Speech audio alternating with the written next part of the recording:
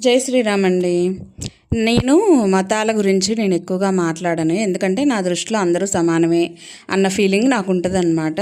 So కానీ కొంతమంది నిజంగా మతాల మధ్య చిచ్చు పెట్టడానికి భలే దిగొస్తారనమాట. దేవుడు పంపిన బిడ్డలని ఆ గొర్రె బిడ్డ కొంచెం ఒక బిడ్డ, నేను అందరినీ అనట్లేదండి, ముందే చెప్తున్నా. సో ఆ గొర్రె బిడ్డ ఏం చేశాడంటే పాస్టర్ పేరుతోటి ఒక రియలిస్టిక్ డ్రామా అనేది ప్లే చేశాడనమాట. ఎలా ప్లే చేశాడంటే ఎవరో దుండగులు తన మీద అటాక్ చేస్తున్నట్టు, చంపడానికి ప్రయత్నించినట్టు, తను ఏదో పెద్ద సమస్యల్లో ఉన్నట్టు, చాలా డిఫికల్ట్ సిచ్యుయేషన్ ఫేస్ చేస్తున్నట్టు ఒక సినిమా ఎలా అయితే మనం చూస్తామో, అంటే ఇప్పుడు కేజీఎఫ్ ఇలాంటి సినిమాలు ఉంటాయి కదా, కొంచెం ఎక్కువ ఫ్యాక్షన్ సంబంధించిన సినిమాలు అలా ఉంటాయి కదా, యాక్షన్కి సంబంధించి ఫైటింగ్స్ కూడా చాలామంది ఇంట్రెస్టింగ్గా చూస్తారు కదా. సో అలా ఒక డ్రామా అనేది క్రియేట్ చేసి, పోనీ ఇప్పుడు సినిమా ఉంది, సినిమా అని మాత్రం మనకు తెలుసు, అందులో కొట్టుకున్నట్టు చూపిస్తారే కానీ నిజంగా కొట్టుకోరు, తిట్టుకోరు, ఏది కాదు. అది ఒక సినిమాని సినిమాలాగా చూస్తాము, బయటకు వస్తాము, దాని గురించి నో టాపిక్. అది హిట్ అయిందా ఫ్లాప్ అయిందా అనే తప్పించి దాని గురించి జనాలు కానీ ఇంకెవరు కానీ ఎక్కువ డిస్కషన్ చేయరు. కానీ ఇక్కడ ఇతనేం చేశాడంటే ఆ సినిమాలాగా డిజైన్ చేసిన దాన్ని ఇది నిజము అని చెప్పడానికి, ఆ జనాలందరినీ నమ్మించడానికి ఆపసోపాలు పడి ఓవర్ యాక్షన్ ఎక్కువ చేశాడు. అయితే ఇతను ఎవ్వరికి తెలియదు, చాలా వరకు తెలియదు. ఈ యాక్షన్ ఎపిసోడ్ అనేది బయటకు వచ్చిన తర్వాత అతని గురించి చాలామందికి తెలిసింది. అతను ఇంతకుముందు ఏదో ఆ లాంగ్వేజ్ సినిమాలో కూడా ఒక సినిమాలో హీరోలాగా నటించిందంట. ఆ క్లిప్పింగ్స్ అనేవి బయటకు వచ్చాయి, డ్యాన్స్ చేసే స్టెప్స్ అనేవి బయటకు వచ్చాయి.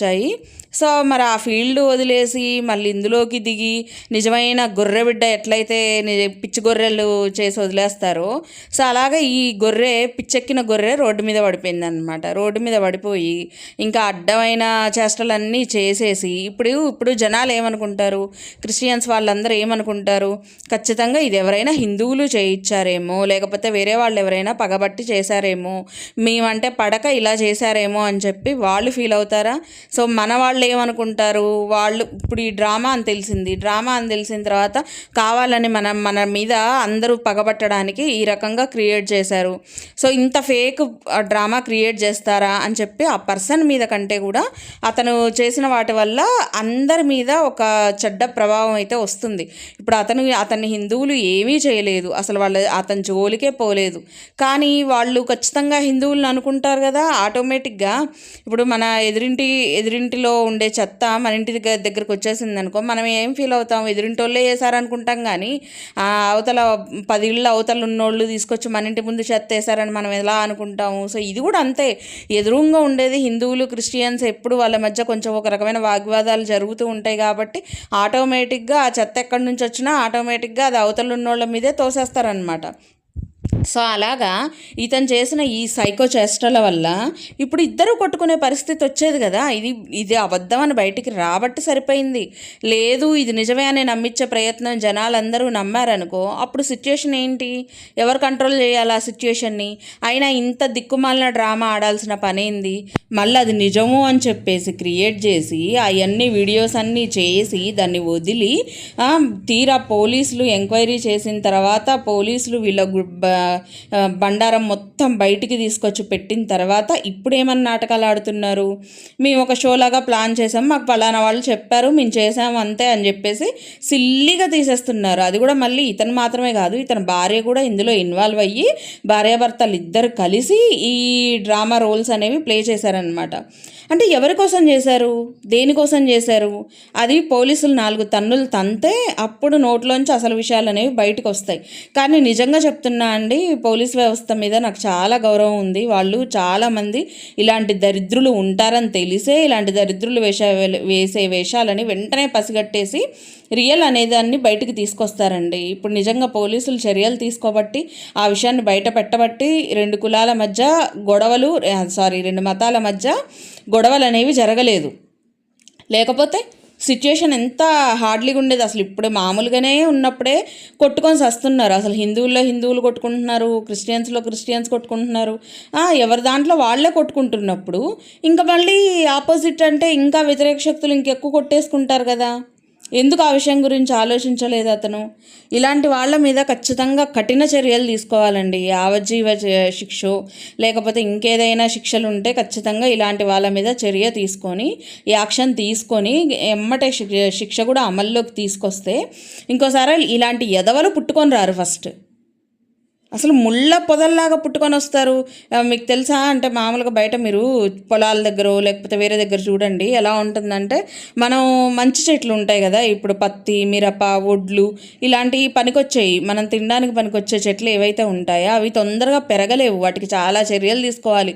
అంటే పెస్టిసైడ్స్ కొట్టాలి, బలం మందులు వేయాలి, నీరు ఎప్పటికప్పుడు పెట్టాలి, వాటి మీద పక్షులు వాలి పాడు చేయకుండా జాగ్రత్త తీసుకోవాలి, వాటిని తీయడానికి మనుషులు కావాలి, వాటిని వేరడానికి మనుషులు కావాలి, వాటిని అంతా రెడీ చేసి ప్యాక్ చేసేదాకా, అవి జనాలు తినేదాకా కూడా వాటికి ఒక మెయింటెనెన్స్ అనేది ఉంటుంది.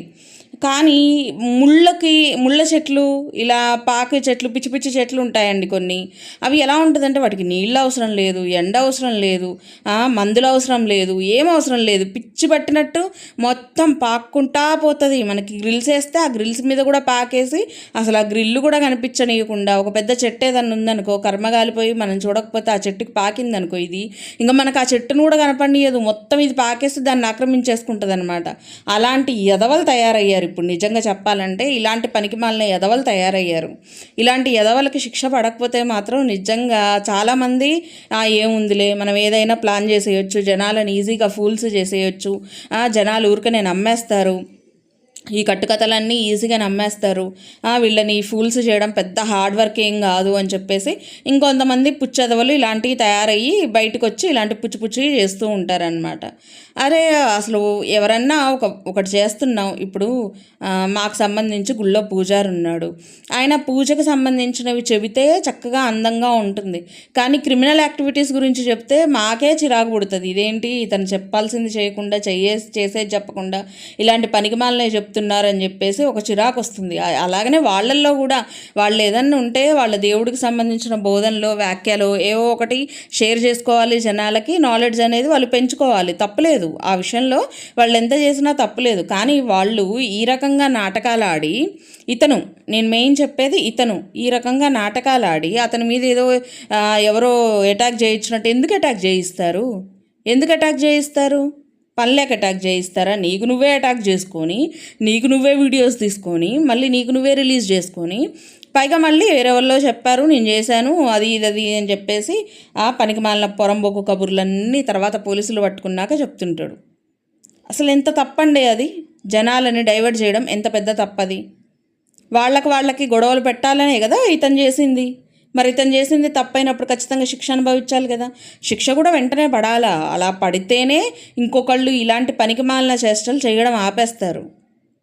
ఇలాంటి వాళ్ళు ఎప్పుడైనా సమాజానికి హానికరమే అండి. ఇలాంటి వాళ్ళు ఎప్పుడైనా సరే సమాజాన్ని పాడు చేసే ఉద్దేశమే ఉంటుంది, కానీ సమాజానికి మంచి చేసే ఉద్దేశం ఉండదు. కాబట్టి ఇలాంటి వాళ్ళకి ఎప్పుడైనా చూసినా కానీ బుద్ధి వచ్చేటట్టు గట్టిగా మాట్లాడండి. ఎవరైనా సరే అతను చేసిన పనికి మాలిన పనులకి చీ అని చెప్పేసి మొహం మీద అనండి, అప్పుడు కానీ బుద్ధి రాదు. అసలు వాళ్ళకి బుద్ధి రాదులేండి. అలాంటి వాళ్ళు ఈ రకమైన బిహేవియర్ చేశారు అంటేనే వాళ్ళకి బుద్ధి ఇంకా జీవితంలో రాదని అర్థం.